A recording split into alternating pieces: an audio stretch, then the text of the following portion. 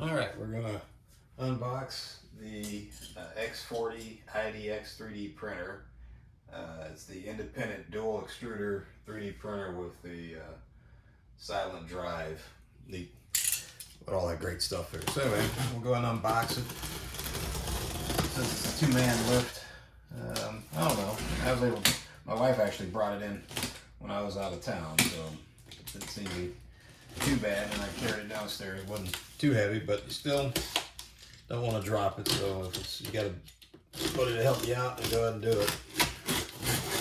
Alright, so let's see what's inside. Alright.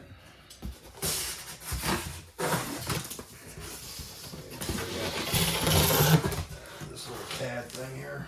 Put that off to the side. Okay, so looks like there's directions here, how to set the Wi-Fi up for the printer, and I guess there's an app that you can connect with it as well. I guess we'll cover all that later, but they got the quick start guide here, so that's probably what we need to start with. Let's see here.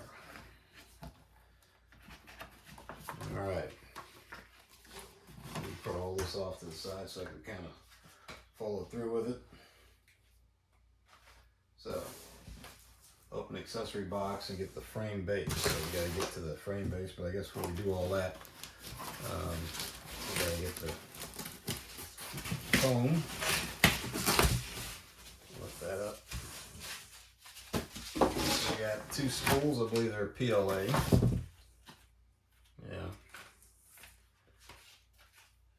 I'll show you about this dry filament box I got up here too. I'll show you how to fill that maybe in another episode here.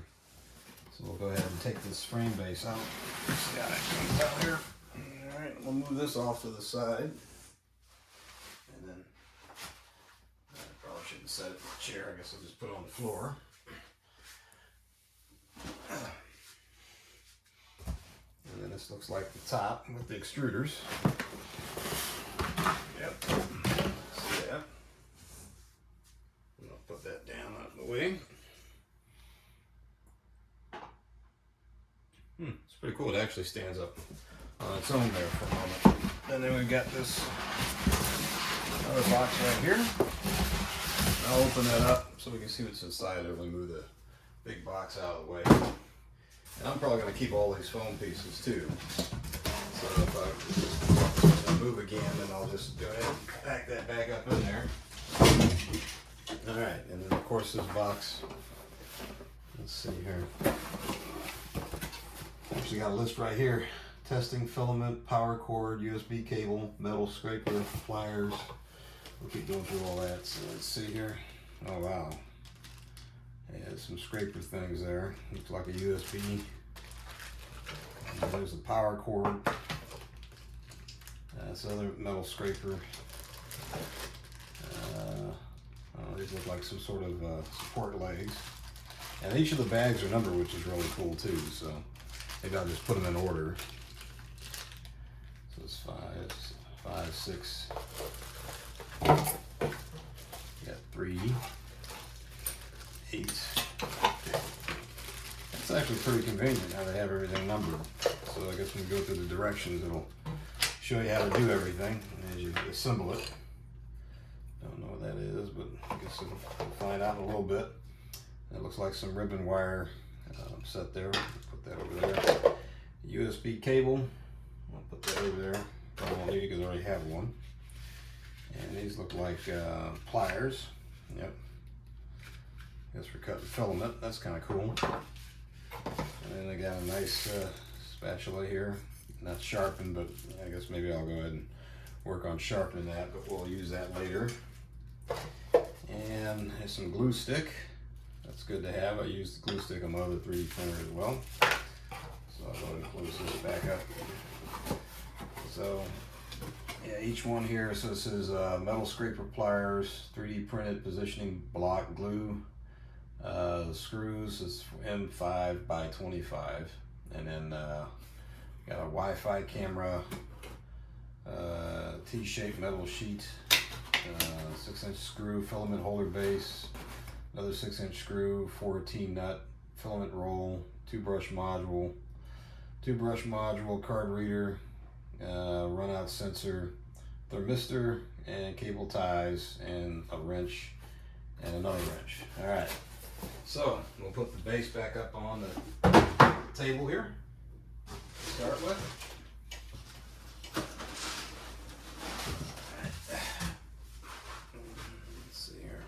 Actually, I probably should move some of this out of the way so I can get the whole base on here with no obstructions. Pull this out of the phone. I'll tell you what, this was really nice and neatly packed. Just gotta be careful. All right, we'll put that right there. I'll probably turn around this way. Let's see how big that is. Yeah, all right. Okay. So starting with the directions, it says open accessory box and get the frame base. So cut the tie on the frame base. So there's some ties. So these zip ties right here, and I like to use my own wire cutter pliers. These things right here. And so when we look at the wire cutter pliers, just trying to see, make sure the camera's lined up so you can see everything. See, that just pops right off. I'll do it with the other side over here. You might not see it on the camera, but there's one over there, there's one too. And I'll put those in the garbage because got a zip tie, I can't use it anymore. All right, next thing is tear off the tape, make sure platform does not move. So I assume it's this tape right here.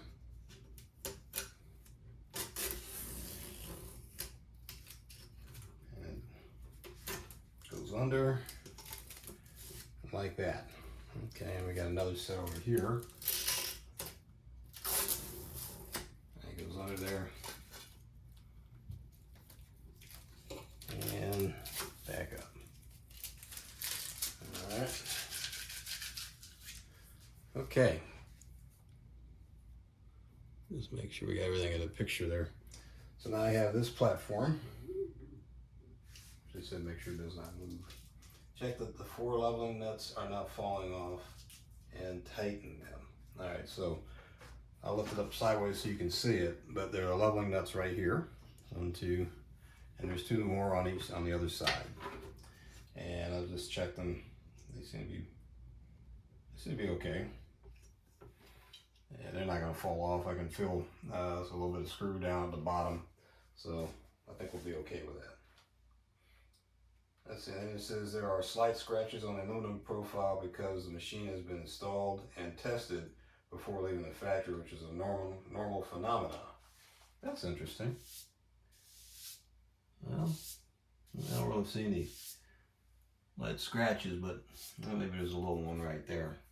But I guess they did test it, so thank you for testing it. All right, so now we have step 2, install the Z/X gantry onto the base. So we're going to need bag number 1. So here's bag number 1 right there. And we got the hex keys.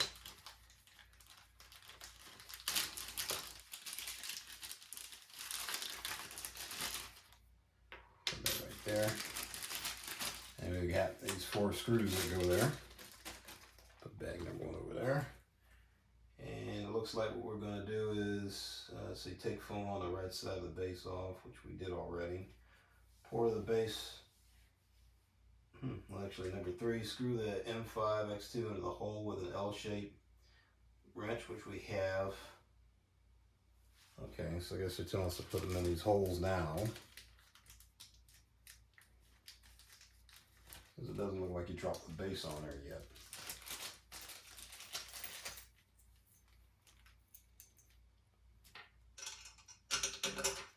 I don't know why I was saying that. I think you have to put the top on there first, and then you do it. So let me grab the top.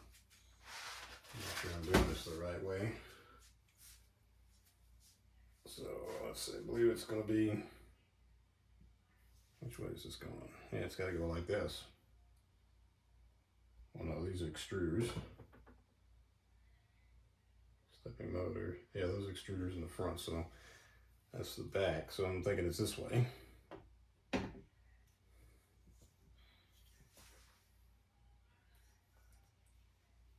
Yeah. That's right. Yeah, I just gotta go like that. And I'll just try to line these up the best I can. And then feed the screws in.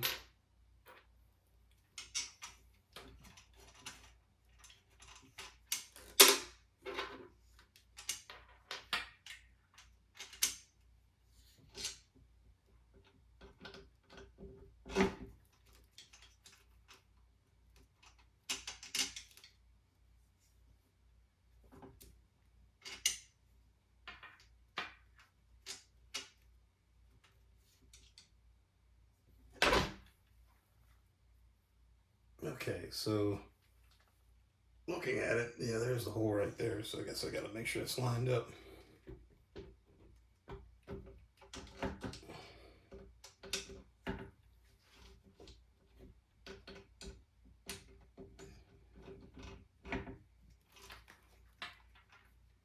Yeah, there we go. We'll just hand tighten them first.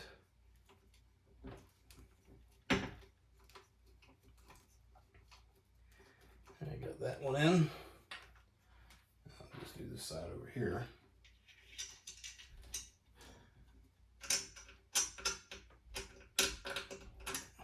It's slightly a bit awkward, you know, because you got the wire that's in the way. You just have to feel for it to get it in the right hole.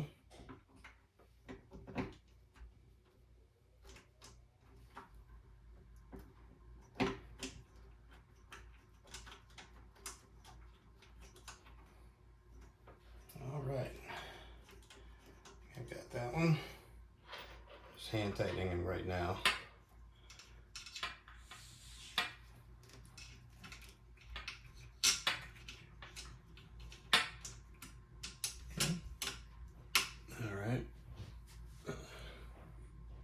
Okay, so I think they're all good and tight now. So we'll go to the next one. Let's see here. The next step is install the T-shaped fixtures on both sides of the printer.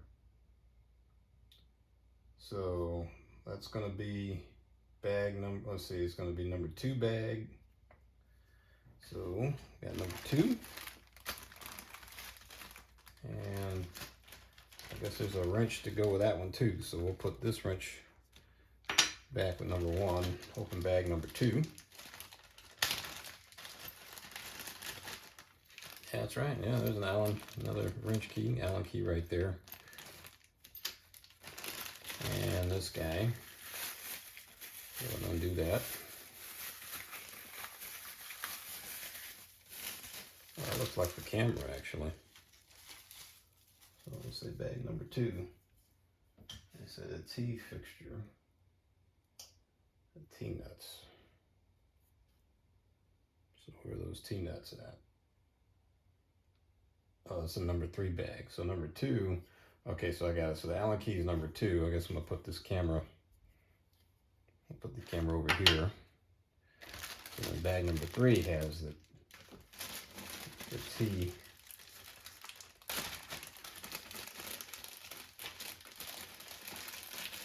And the nuts that go with it.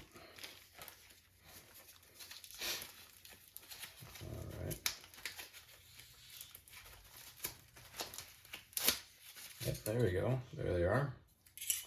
Put those down. I'll put bag number 3 over here now.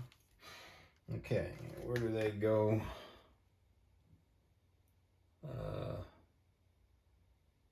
Okay, so it looks like we gotta feed them through. So it looks like they want us to set them first.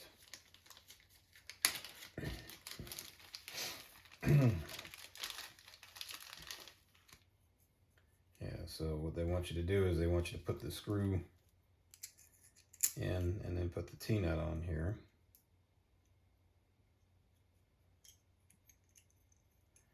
I don't know if you got to torque them down yet or not, but we'll go ahead and get them on there and then do them for each of the holes. pause it until, and I'll show you what they look like when I got all three of them on there. Well, actually, I think it shouldn't take too long. I'll just do it real quick. Just knock them out.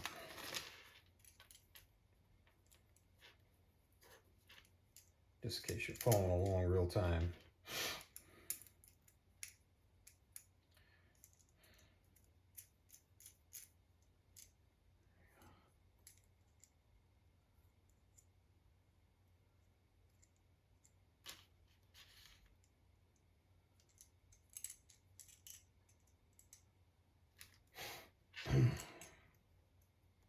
Yeah, it looks like you're supposed to use all four of the holes.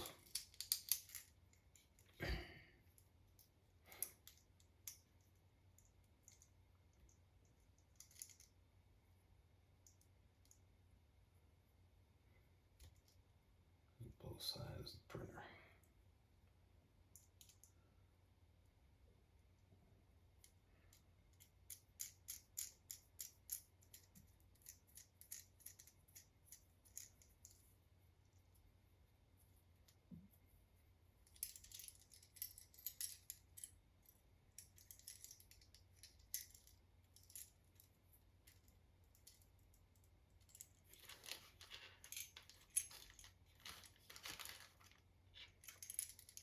Alright, I'll just keep going. Yeah, it changed position so you could see it a little closer. Alright, so the bracket, you're supposed to turn these 90 degrees that way and then that way. And then this bracket actually fits right in here. So I guess it's the way that they secure the top to this bottom here. I guess that guy just turned on me. There we go. Just like that. And if I guess I should have pulled the Allen key out to begin with.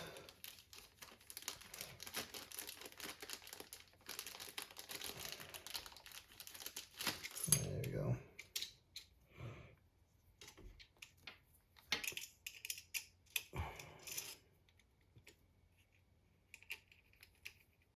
Okay, so that cable is this right here, and it'll go,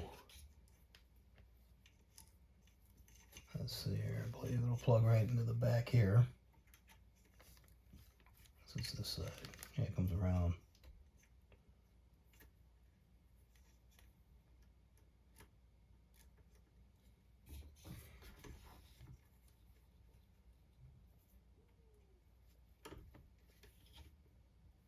Yep, there we go.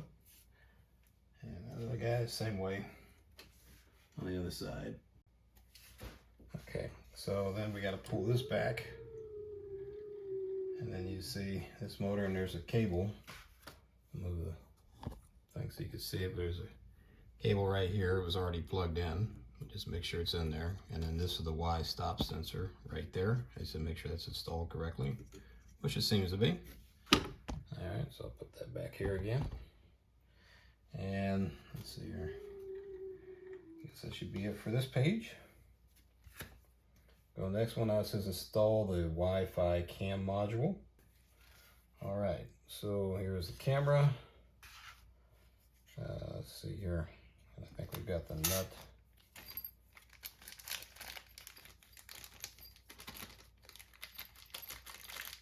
All right, there we go, like that. And where's this guy gonna go? Make sure that's in there, hold it in place. Then you screw the T-nut in.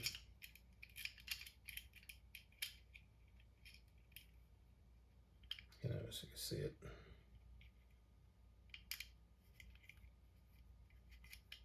Just like that.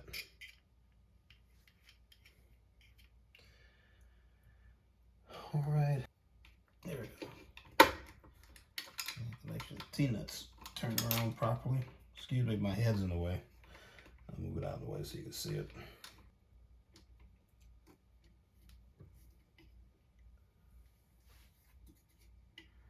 Took care of that. I bet you this cable goes in there. I wonder what I didn't tell you to connect the cable first. I think you would do that first. So now we're on bag numbers 4 and 5. Alrighty. And I'm gonna probably keep all the Allen keys together in one bag. Just use one of the other ones there. Just in case we need to go back to it. Matter of fact, I'm just gonna put them right here. Alright, so bag number 4 and 5. We got these brackets.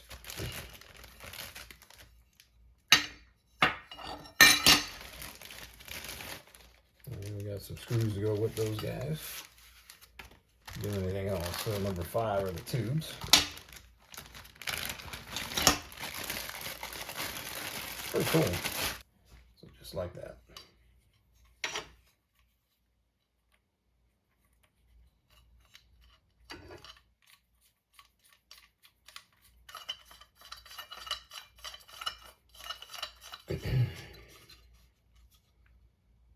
All right.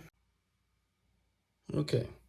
So, like I said, to screw these on, so we already did that. And there's another nut to put on this other end. All right, and then we got these screws again.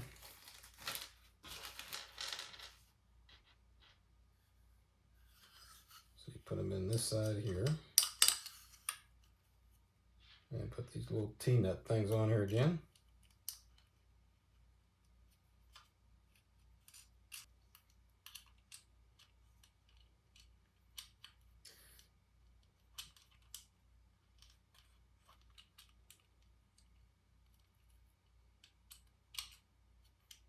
There we go.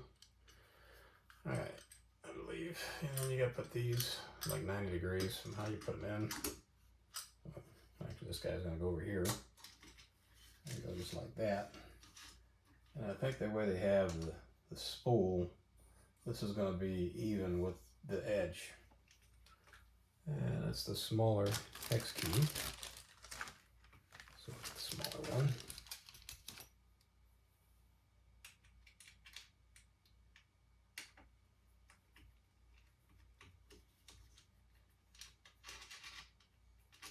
We'll get after that. Make sure it's lined up.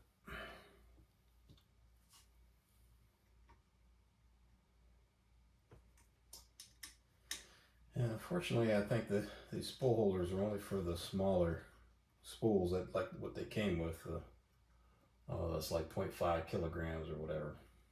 And I've got the 1 kilogram spool as well.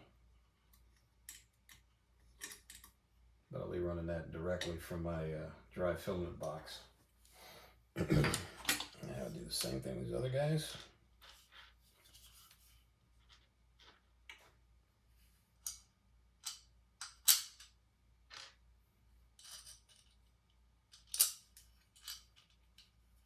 I'll get it. Alright, this one here, 90-degree fit.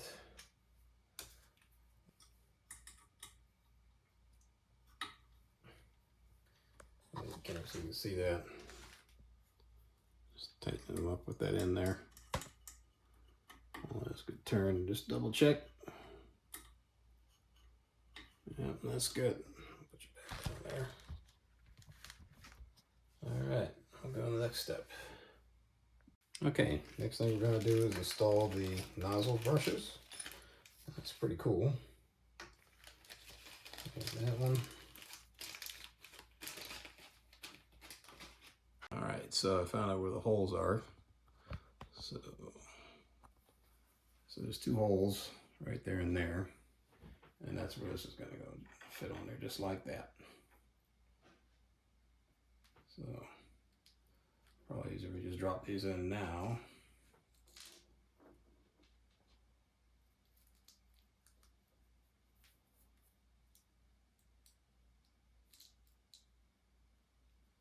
And that's something actually kind of tight.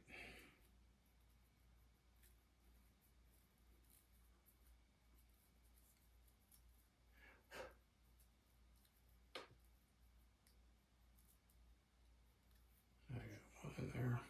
The second one.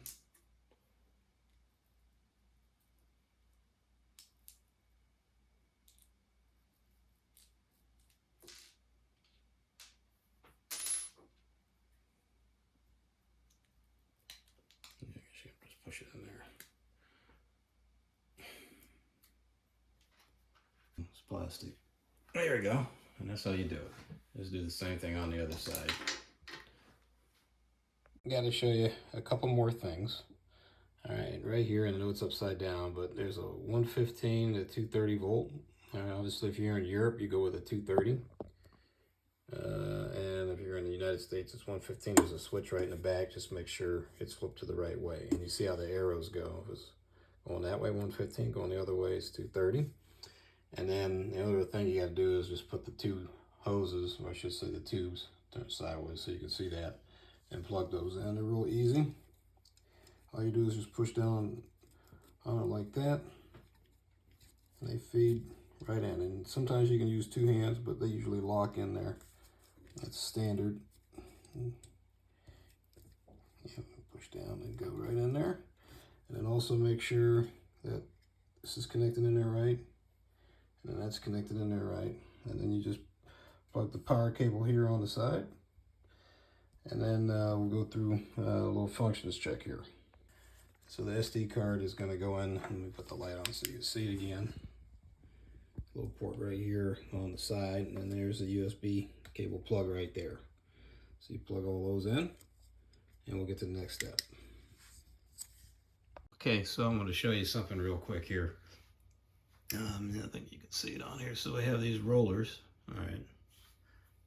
There's three of them, 1, 2, 3, and you want to make sure as you're going back and forth that they are rolling smoothly all the way through.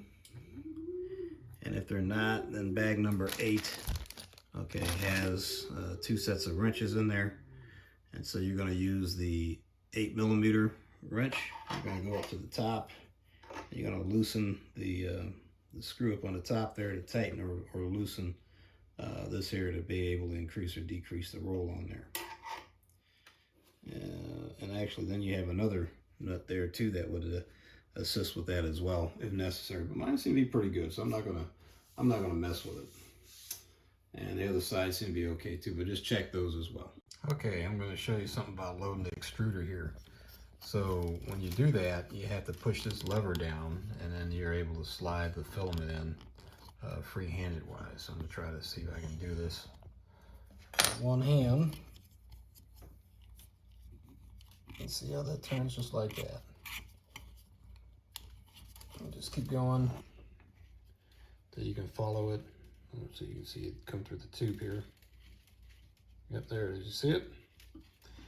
And just follow it all the way until it gets down into the extruder where you can't push it anymore. And then you just do the same thing on this side. Okay, so now we're gonna power it on. And then we'll go to the maintenance. And let's see here. I think we'll go ahead and do a bed leveling.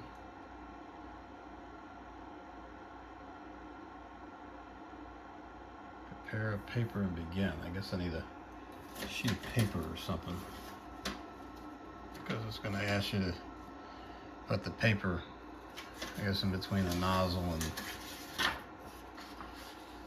I should say between the extruder and the table there. So let's put a paper here. All right, we'll say begin. It says moving.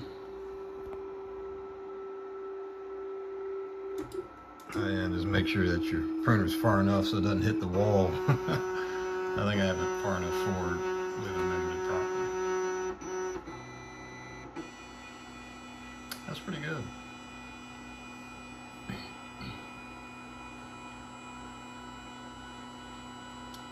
Alright, and we'll see how high this thing is going to go. I don't know if I have to put a stop in there or something.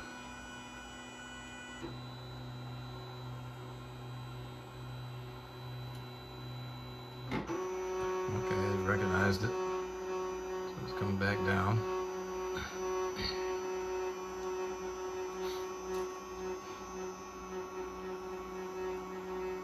There's a high-pitched noise going on there.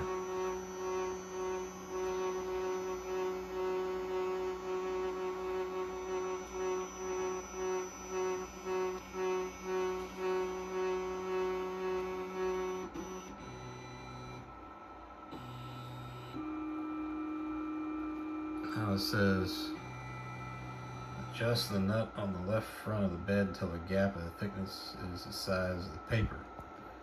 So,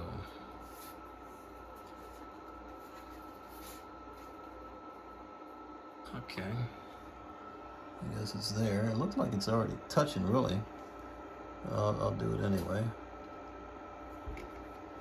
And so you got to turn it and then run the paper.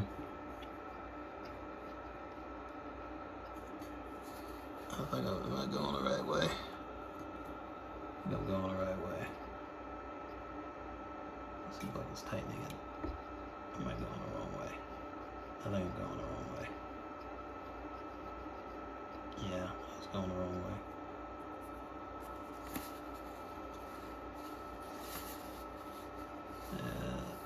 Seems about right. Okay. That's what it says right there. So we hit next.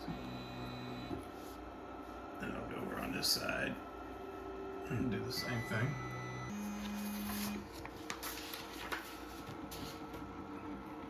I assume you only have to do one extruder. So then, test data is for reference only. Auto better loading can compensate for flatness errors. End. All right, and that's how you do it. Okay, so one thing I'm going to show you is you can go to, and you follow my mouse here, to get the firmware software. It's ENTINA3D.com. So that's ENTINA 3D.com. All right, once you get to that page, all right, real easy. All you have to do is go to support, and then you go to the X40 software. All right, and then you can download the user's manual. They also have unpacking as well, like I did. And then you go on to the two programs you can download, either Wiibuilder or Cura. I'll show you how to do that in a little bit. You can also download Polo Print, which would go on your iPhone or your Android phone, and how to connect the printer to the Polo Print. And then there's the firmware updater. Now I'm going to show you another thing here real quick, setting up Wi-Fi with web page. So you remember I showed you what the actual Wi-Fi name is. So what you're doing here is, if you use your phone, you just search for the particular printer. So it'll be like ESP32, and it'll have another number in there, whatever the serial number is for that printer, and then you'll select that. All right, and then what will happen is to access it, you see, remember the number I told you in the very beginning about 10.10.0.1 and the semicolon 88. Then you'll be able to do that and access that information, and then you'll go into the Wi-Fi setting, and then from there you'll be able to connect it, following the directions through the web browser to connect it to your own local internet. Okay, so one thing I wanted to show you was that two things here. One, in order to use the software, you have to download it either from the internet. I'll show you a nice little trick here. If you don't want to download from the internet or have problems connecting with the internet, the SD card, and I used the adapter and plugged it in there, you actually can pull that up. And when you pull it up, and I already have a couple things loaded on here, but if you go to software at the very bottom, you see right there, it actually already has a Wiibuilder set up in there. So you can use that instead of downloading from the internet. So just a nice little trick to know. They didn't really put that or publicize it in their directions. All right, so I'm going to close that because I've already got Wiibuilder loaded. So I'll go ahead and open up Wiibuilder.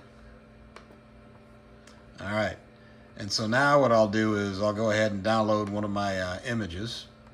Let's see, these are all G codes. So I need to go back to something that is just a basic 3D print file. So I've got,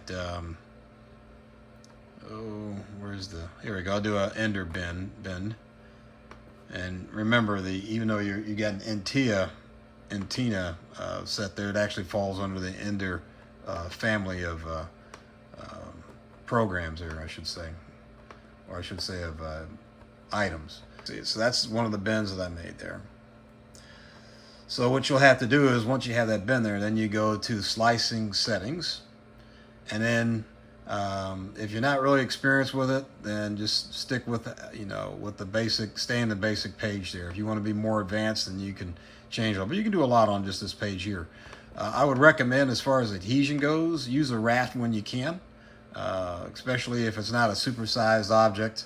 You know, raft is a pretty good way to help with adhesion to your platform.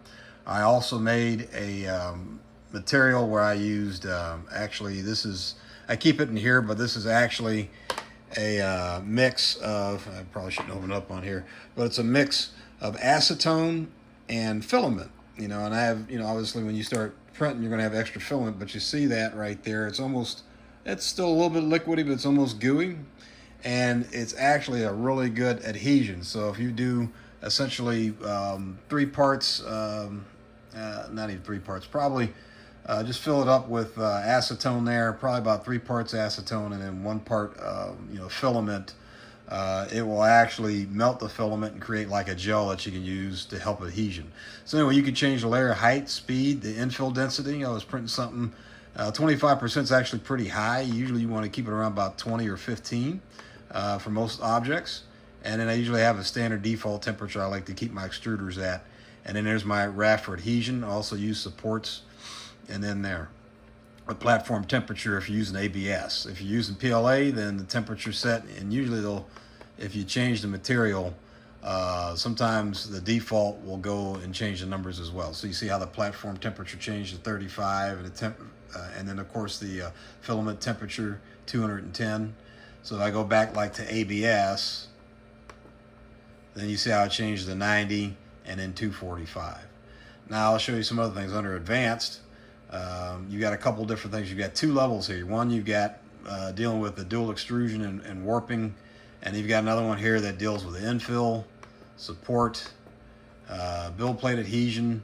So you can change the air gaps within the raft. You can talk about how you want the material to be retracted, and then of course the material itself and the percent flow and the diameter if you change the nozzles. And then you have I guess they call it travel, XY travel, and then of course the nozzle dimensions. So like I'm using 0.4, if you want to change it to something larger or smaller, you can do that. I'm using a little bit more. And then of course line width as well. You can change all this. So there's a lot of stuff you can do here. And of course at the bottom you got seam. I don't really know others. Okay, it's dealing with thickness and the line count there. And then dual extrusion, which is really cool, because now you can tell which one you want in support. So if your material runs out, then the neat thing about this is if you're using a left nozzle, then the right one will come in if the left one runs out. So that's why it's important that the runoff sensors are still, you know, in great working condition. And then whatever your support filament is going to be. If you want to stay completely left, then just make your left filament support, your right, all that stuff there. But if you make your right filament support, then it'll come in after your left runs out. Okay, so we'll go back to the basic screen. So then the next thing you would do, all right, and you can exit out of that. Next thing you do is then you would hit slice, all right, and when you slice, it's going to create a G code, all right. And so what you want to do is you want to load the G code, and it'll show you what it looks like here in a second. And so this G code has been loaded, so now you can see that there's going to be like some kind of raft at the bottom here.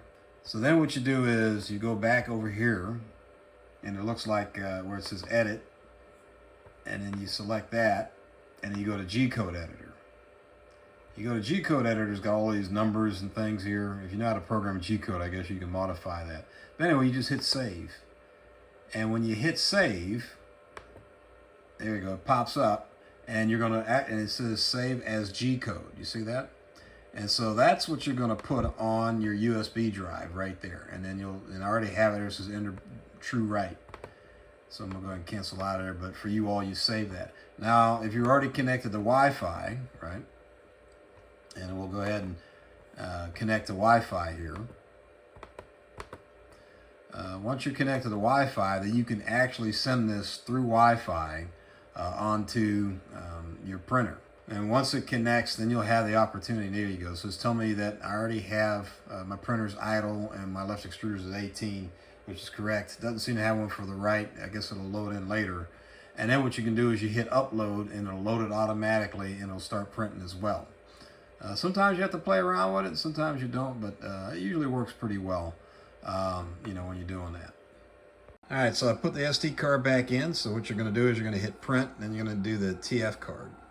And when you do the TF card, we'll look for ender bender or ender bend right. And the neat thing too is now you can change it. You can hit dual mode, or you can just hit print or print single. If you do dual mode, then you have a chance to either do it by duplication or even mirrored. All right, and so that's where you get these opportunities to change all that.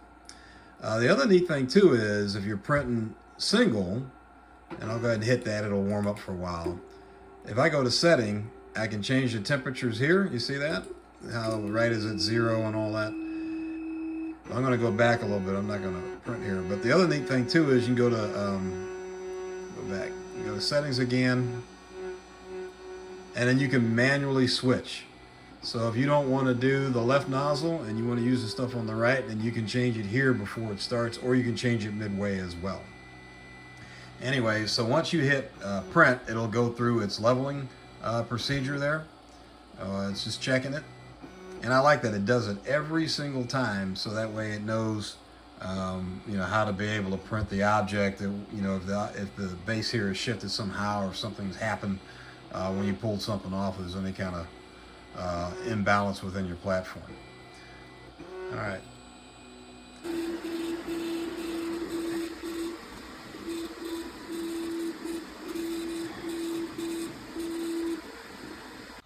Yeah, so just a few things I want to cover.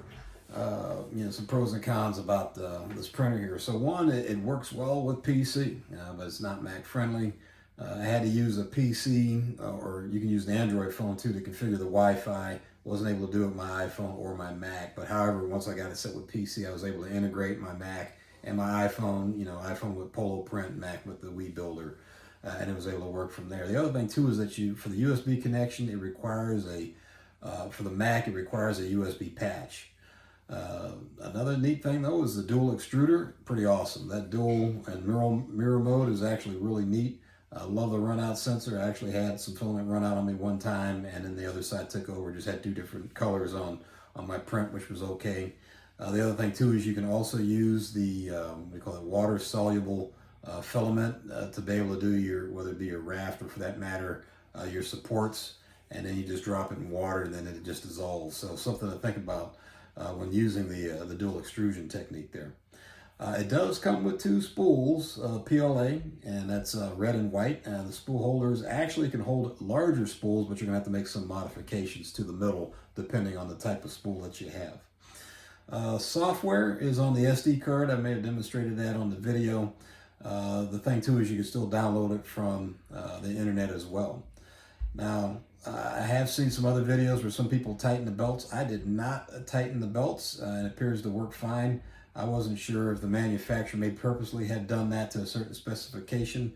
I thought that if you needed to tighten the belts, they would have given us a belt tensioner or some kind of method to get after that. So I didn't mess with it. It seems to be printing pretty fine, but I'll see how it goes as time goes on. Maybe that's something I might need to do. So also one thing that you might want to do immediately is print the left and right runout bends there for the filament, because the filament, before it gets ready to go, it actually shoots out a little bit and then it runs over the brush. So you'll have a whole bunch of filament on the left and right sides of your print there, or I should say your machine, when you get started. Glue stick for adhesion, it's okay, but I recommend either print tape or plexiglass, or use that ABS acetone mix that I showed you in the video. This was kind of weird. I don't know if it was just me, but that camera inversion, not sure if it was a defect, but when I took the camera apart, I saw that the actual circuit board and the camera was flipped around. I don't know, like I said, it was a design flaw with how they shipped it with me, but I was able to flip it around and then make my modification. Hopefully you don't have to do that. Bed leveling before the print, that's a great start. I love that, it continues with that good functions check. One thing also to consider too, this is open. My first 3D printer was enclosed. So bottom line here is, it's burning plastic. If you're in here while this thing is going, I recommend getting an air purifier because it will create a smell. And you may want to make sure that the air is clean, because I don't think it's a good idea to breathe in burned up plastic there, or the type of material you're printing with. I would say that the assembly directions are fairly clear, but missing a few small details. You might be able to get around that. I'm already a little bit past 60 days, but I would say around about 30 days or about 100 hours, clean and replace the nozzles. The nozzles are actually fairly cheap to replace. You get about 25 of them for $10 on Amazon. You know, and of course, after you do that, level the bed as well. USB connection printing, I got to be aware that the print will stop if the PC or your Mac goes to sleep. That happened to me about 2 or 3 times. I did it once with the Mac and I did it once with the PC, so I guess it doesn't discriminate there. Something interesting is that there is an SD card in the camera. I think that's where they store the Wi-Fi information. I believe that's correct, and maybe even the Wi-Fi prints that you send, because I don't see them on the regular SD card that you plug in on the side of the printer. So the SD card on the side of the printer, recommend copying that to your computer just in case you damage it. And I've heard online that some people place it back in correctly, and I think there's a little gap and you can drop it on the inside of the printer, so you don't want to do that. Price is a little bit slightly on the high end. It's $500, but it did drop by $60 on Amazon. Maybe you can get a little cheaper than that, not sure, but you know, I paid I think about $520 you know, a couple months ago, and I know it was as high as $569, so I think it's at $509 now, around about $500, so not bad. So a couple of ratings here. One, I'll give it, so as far as ratings go, bottom line here, if you're setting up with a Mac, I would give it 3 stars because it was rather difficult. Setting up with a PC, I would say 4 stars. Using Wiibuilder software, I'd say about 3.5 stars. Ease of use, I would say 4 stars. Dual extruder, definitely 5 stars. The print area, really great, 5 stars. Price, I'd say about 4 stars. You know, when you look around, this actually wasn't a bad price when you look at dual extruders. And I also say it prints a pretty good range of types of filaments, you know, because of the varying temperatures. So I would say 4.5 stars, 4.5 stars there.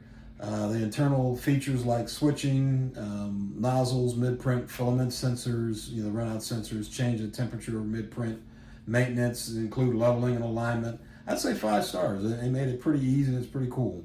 Overall rating, I think about 4.25, 4.5 stars. So I think it's a pretty good printer. So all I can tell you is good luck and happy printing.